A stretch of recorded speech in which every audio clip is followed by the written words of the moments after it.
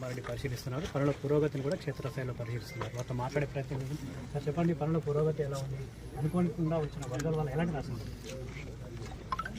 మిత్రమా, రాష్ట్ర వ్యాప్తంగా గత 50 ఏళ్ళు ఎన్నడూ ప్రజలు రైతులు చూడని విధంగా అతి భారీ వర్షాలు పడ్డాయి.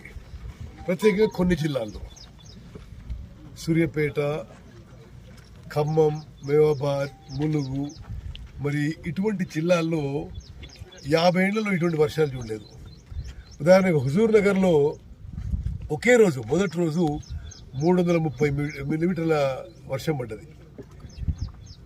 సరే, దాంతో ఒక రాష్ట్రంలో కొన్ని చోట్ల వరదలు, కొన్ని చోట్ల అతి భారీ వర్షాల వల్ల నష్టం జరిగింది.